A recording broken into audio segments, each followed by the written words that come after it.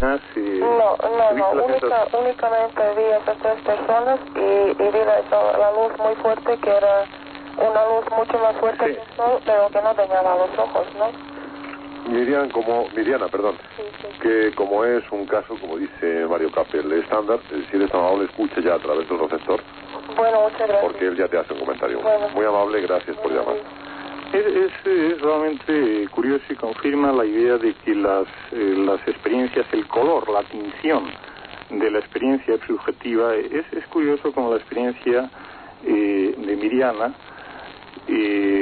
no veía entidades espirituales. Sin embargo, otros individuos religiosos, creyentes, tienen la sensación de ver a Cristo, o incluso de oírle. Y los occidentales, o si son orientales, de ver a Krishna o cualquier entidad religiosa de su cultura.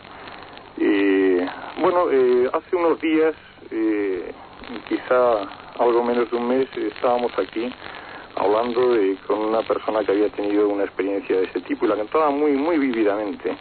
Y yo decía, y voy a sintetizar lo que dije en aquel entonces, yo pienso que el cerebro...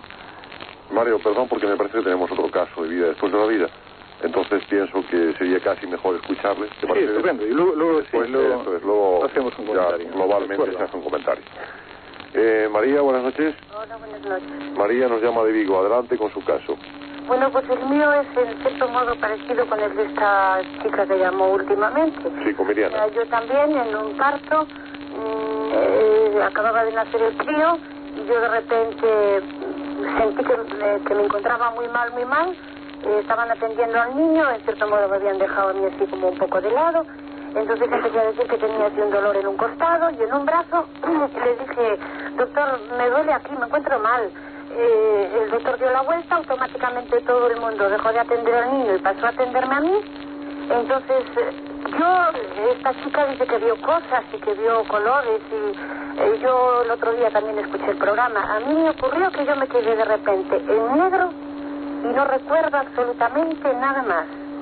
Parece ser que estuve como 7 u 8 días, ahora no recuerdo bien el número exacto, una semana, inconsciente en una unidad de cuidados intensivos, y yo cuando recuperé el conocimiento, lo recuperé dándome cuenta que estaba en otro sitio distinto de donde lo había perdido, pero pensando que, pues eso, que había transcurrido 5 o 10 minutos y no sentí nada, absolutamente nada.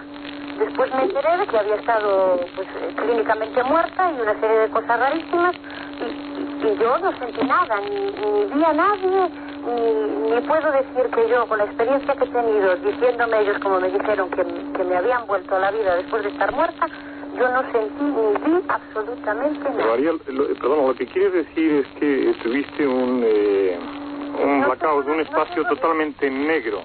Desde que perdiste el conocimiento hasta que lo recuperaste. Eso es. Y yo, a mí me dicen que tuve una parada cardíaca, que estuvieron conmigo, incluso me rompieron costillas para hacerme, para volverme, para reanimarme y una serie de cosas. Y yo, sin embargo, eso ya no lo recuerdo. Es decir, que yo me di cuenta en el momento que me sentía mal y que ellos se volvieron todos y claro, yo me di cuenta que estaban asustados. Me di cuenta, en cierto modo, de que algo muy grave me estaba pasando. Sí, María, pero perdón, obviamente esto es una parada cardíaca, tal vez incluso un coma, pero indudablemente no hay un caso de vida después de la vida. Y es decir, María, que lo que queda muy claro es que no a todo el mundo le sucede.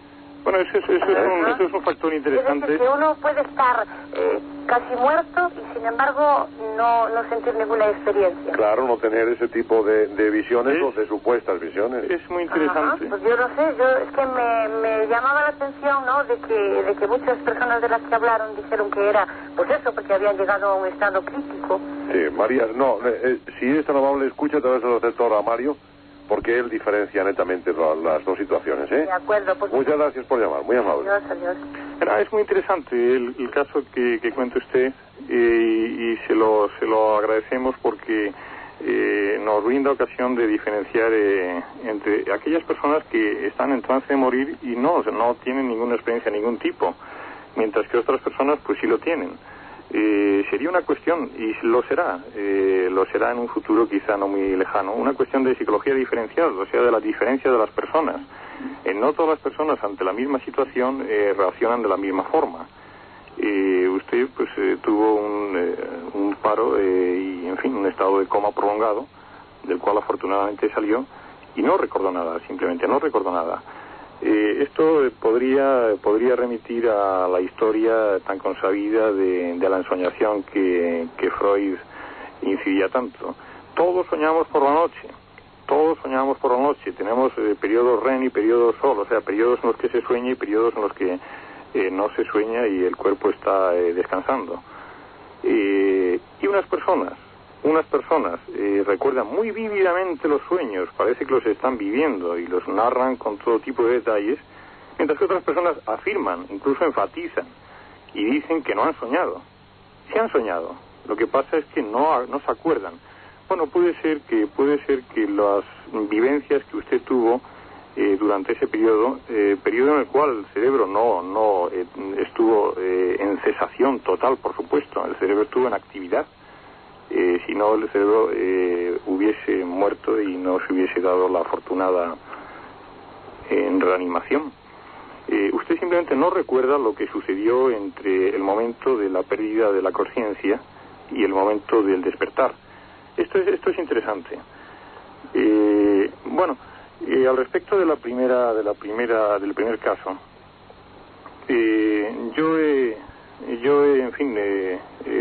aquí he dicho y en algún lado he escrito al respecto. Pienso que el individuo, cuando está en un estado de... Algunos individuos,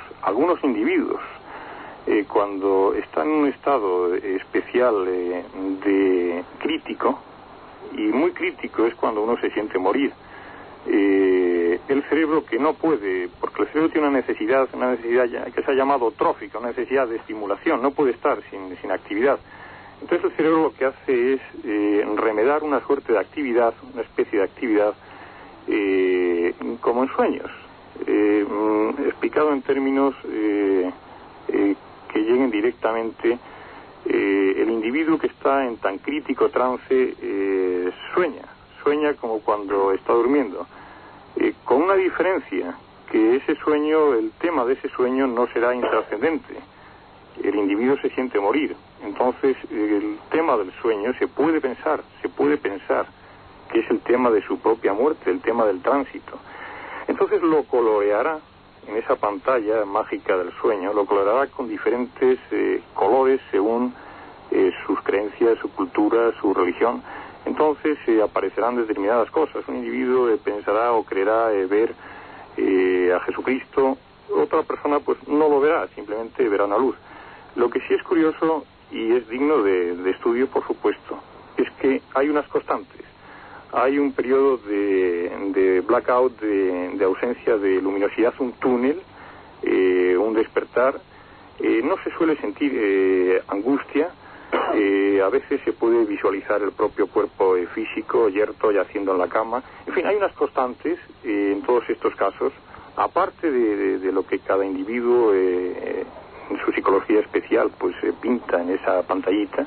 Hay unas constantes que nos dicen que el hombre tiene un mecanismo que funciona de tal forma. La neurología, por supuesto, no está tan adelantada como para hacer un estudio de este tipo de experiencias. Entre otras cosas, pues claro, cuando acontece una experiencia de este tipo no se dispone de un laboratorio, no se dispone de condiciones experimentales para estudiarlo.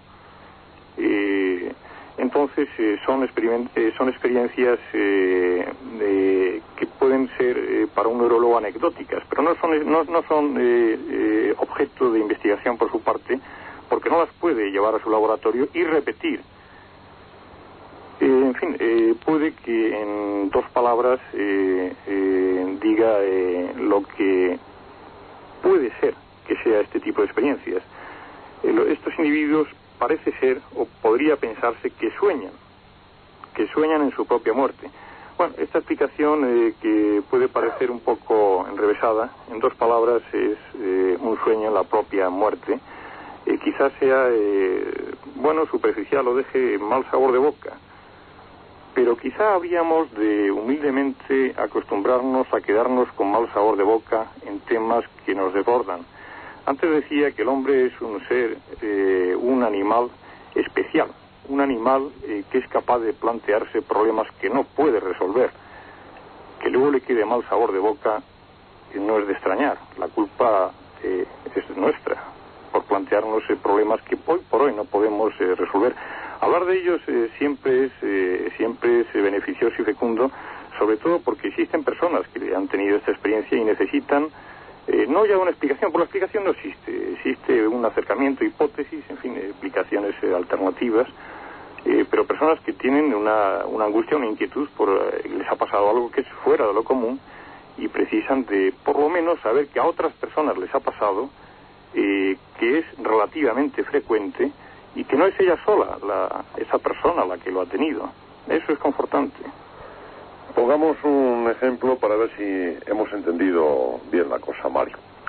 Cuando un individuo sufre un accidente y, por ejemplo, tiene una especie de parada respiratoria, vemos como en vez de respirar y que esa respiración se manifieste en el pecho, la respiración se hace abdominal, porque el organismo necesita oxígeno y tiene que respirar aunque sea de una forma precaria. Es decir, ante la dificultad de respirar normalmente, la respiración se hace abdominal.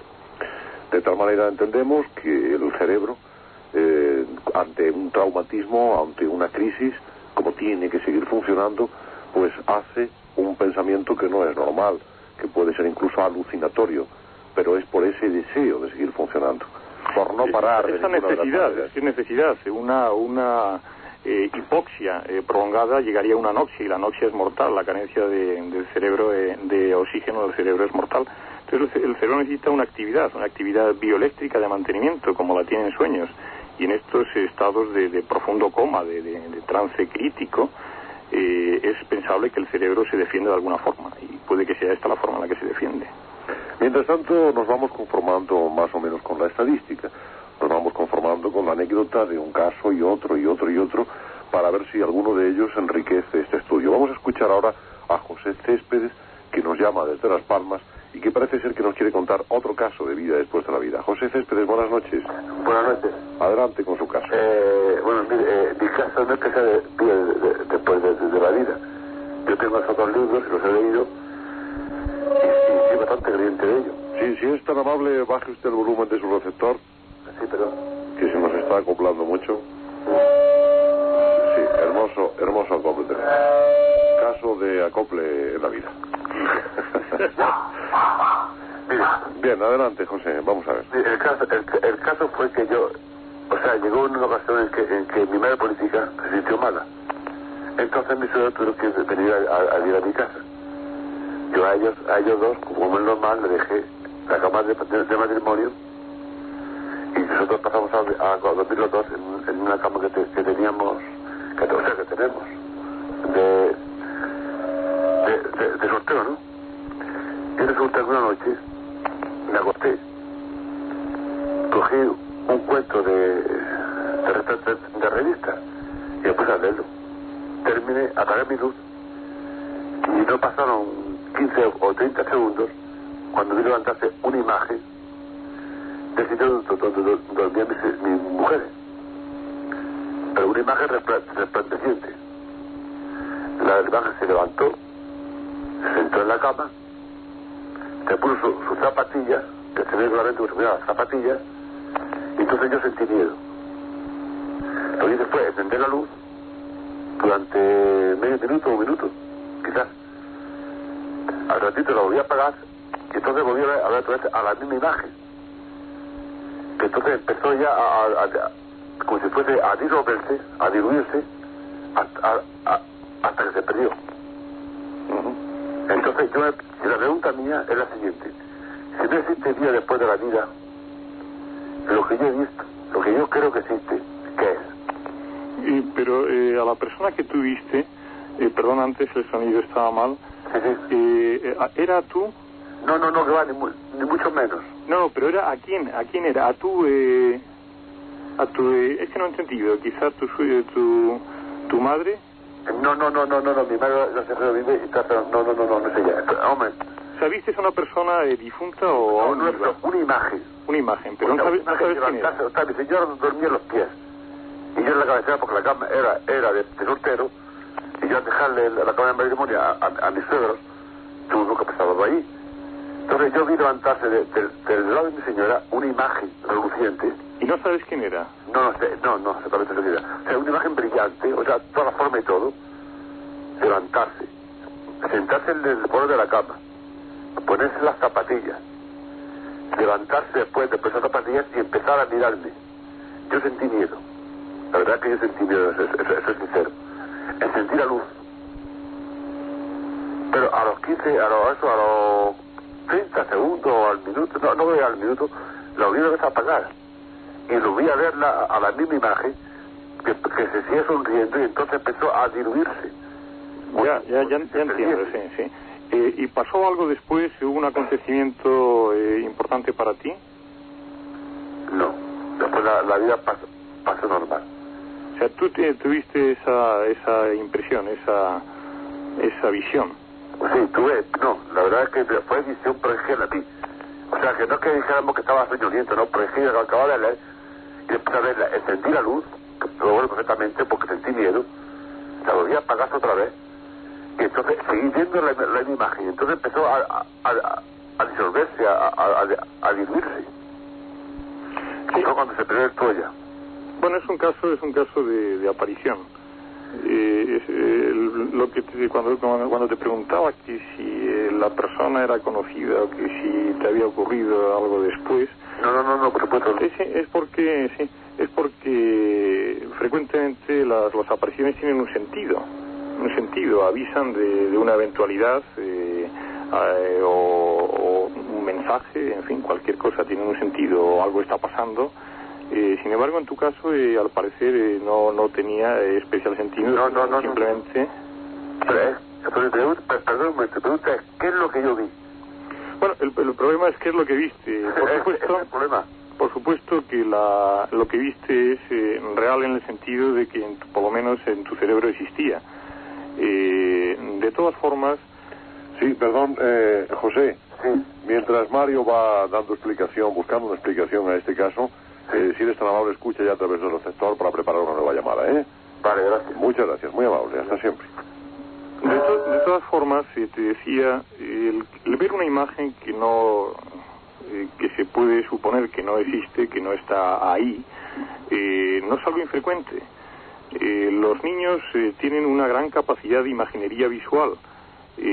Son capaces de, con los ojos cerrados, y efectivamente se les hace un registro electroculográfico y están viendo cosas que ellos imaginan y las ven. Luego esa capacidad se va perdiendo con el tiempo, pero eventualmente a todos nos pasa o nos puede pasar que en una ocasión por un estado fisiológico determinado, por un estado de ánimo determinado, tenemos esa capacidad. Entonces vemos nítidamente una imagen que estamos imaginando. Es decir, yo puedo pensar ahora en una casa de campo, pero en fin, me cierro los ojos y no la veo como tal, la imagino simplemente. Pero puede suceder que la vea realmente. Es imaginería visual. De todas formas, a veces la expectación, el esperar ver algo, puede provocar y provoca con mucha facilidad el querer ver eso, a veces muy nítidamente, como si estuviese una pantalla enfrente de nosotros, tridimensionalmente. Puede haber muchas explicaciones de haber visto algo que no estaba allá, o probablemente algo estuviera allá que tuviste. Podía ser un reflejo, podía ser cualquier tipo de imagen que impresionase tu retina, y tú pensases que eso era una mujer o una figura. De todas formas, la secuencia que cuentas de que se sentó y se arregló, todo eso ya implica, una abstracción muy grande en esa imagen.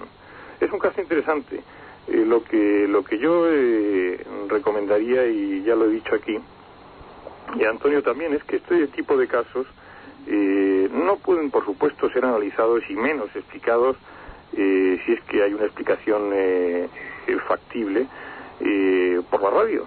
Es mucho más conveniente para la persona que los tiene que lo escriba lo más detalladamente que pueda, porque por la radio, en primer lugar, pues pueden influir muchos factores, y en segundo lugar, pues el relato tiene que ser escueto y siempre incompleto, mientras que por escrito se recuerdan más cosas, el detalle queda más dimensionado. Entonces, interesa a las personas que han tenido este tipo, cualquier tipo de experiencias, mandarlas a la Sociedad Española de Parapsicología en Belén 15. Allí podemos analizar el caso, ponernos en contacto con la persona, tener un diálogo con él y quizás llegar a conclusiones más lúcidas que aquí. Pienso que es muy conveniente para las personas que tienen una inquietud porque les ha sucedido algo fuera de lo común. Y por otra parte, naturalmente que nos interesa que nos llamen y nos cuenten el caso, pero para buscar soluciones o por lo menos hacer un análisis más completo, indudablemente hay que recurrir a la opción que da Mario. Vamos a escuchar, me parece, otro nuevo caso. Elena Lorenzo, buenas noches. Hola, buenas noches, señora Les. ¿Cómo estamos? Muy bien, gracias. Bien, me parece que usted tiene un caso de vida después de la vida, ¿no? Bueno, no sé cómo definirlo. En el año 67, yo era relativamente pequeña, tenía 14 años, pasé por una operación, fue una intervención quirúrgica, una apendicectomía, pero bastante especial, ¿no? Estuve casi 6 horas en quirófano, tuvieron que aplicarme Pentotal en 2 oportunidades, y cuando después creo que estuve 2 días casi inconsciente, y cuando logré recuperar la conciencia total, no puedo decir que había ni túneles ni luces, o probablemente o no lo recuerdo, o de lo contrario no las hubo, prácticamente es no. Pero en cambio hubo una sensación muy extraña, y que ha seguido, o sea, ha continuado a través de todos estos años, y es que tenía la sensación de que no era la misma. Me explico, fundamentalmente sí era la misma, pero había algo que había cambiado en esencia. No sé cómo se puede definir, porque incluso luego he estudiado también psicología, no sé la respuesta. No sé, es algo muy extraño. Ahora, la pregunta que quisiera hacerle, si tienen tiempo, porque veo que queda muy poco, es un interrogante que siempre he tenido, incluso antes de poder, digamos, tener un nivel suficiente como para poder cuestionar el tema. Y es el siguiente. Se habla, por un lado, de un método científico, para decirlo de alguna manera, y en el otro extremo está la fe, que es la creencia a priori.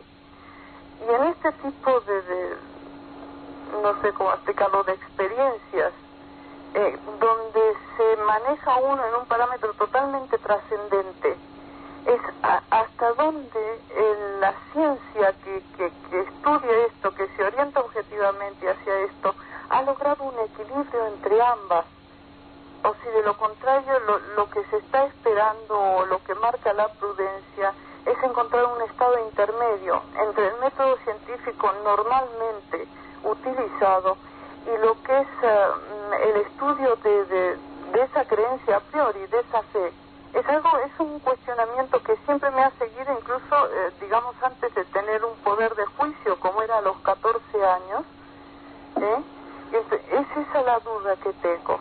De acuerdo, Elena, muchas gracias. Yo creo que es la gran duda de todos. En los minutos que nos quedan, naturalmente, que le pedimos a Mario que por lo menos haga un comentario. Gracias. Gracias, muy amable. Nada, Gracias por tu pregunta, que es una completa reflexión. Solo te podría decir, como tú bien sabes, la ciencia no se preocupa de estos aspectos. Tú lo sabes bien. La psicología actual, la psicología tanto clínica como experimental, no tratan estos aspectos. Estos temas, bueno, pues la parapsicología, que no es ciencia, es, en fin, una disciplina más o menos adelanya la ciencia, pero no es ciencia, se preocupa de ello, lo investiga seriamente, rigurosamente, con métodos científicos aportados de la ciencia, pero la ciencia académica, en fin, la epistemología, la historia de la ciencia, lo que es el bloque de la ciencia, no se preocupa de estas cosas. Para un científico, la incógnita de la vida después de la muerte, desde un punto de vista científico, no tiene sentido. Tiene sentido desde un punto de vista religioso, desde un punto de vista humano, pero no desde un punto de vista científico. La ciencia es ajena a estas cosas hoy por hoy. Yo pienso que no. Yo pienso que la parapsicología es una ciencia puntera, es la cabeza de lanza que abre brecha. Pero bueno, estamos en 1981 y no pretendamos pedirle a la ciencia unos frutos que quizá los dé dentro de muchas décadas. Bien, amigos, nuestro tiempo se termina. Demos las gracias a las personas que llamaron, como por ejemplo Francisco Santana de Bilbao, que no está de acuerdo con lo que se dijo en el programa anterior. Maripepa de Sevilla, que quería contarnos un caso. Antonio de Albacete, otro caso. Luis Fernández de Madrid. Carlos Torrenova. Luis Sencillo, profesor de filosofía, que quería hacer un enfoque del tema, pero lamentamos que no dispongamos de tiempo. Arturo López, Alberto Rincón, Antonio Gallar de Valencia, César Cuevas, Manuel Cancio de Oviedo, Ernesto Álvarez, Antonio Ruiz de Barcelona, Vega de Valladolid, Nieves de Madrid, María del Carmen Camparo de Alicante, José Luis de Gijón y Jesús de Ciudad Real. Pero no ha habido naturalmente tiempo para tanto. El tema está ahí, naturalmente que se sigue investigando. De cualquier manera, la ciencia siempre investiga todas las dudas, todos los grandes enigmas que el hombre tiene para resolver. Es posible que pasen muchos años, es posible que nunca se llegue a descubrir el gran misterio. Entre tanto, los hombres de fe sí saben que tienen un más allá. Naturalmente, que los que no tienen fe desearían tenerla, aunque no fuera más que por esa gratificación. Entre gratificaciones andamos, buscando justificación, buscando una continuidad. No sé, el tema está ahí y todos lo sufrimos. Por esta noche nada más, pero habrá más tiempo en el tiempo para seguir hablando de estas cosas. Adiós, amigos, que descansen.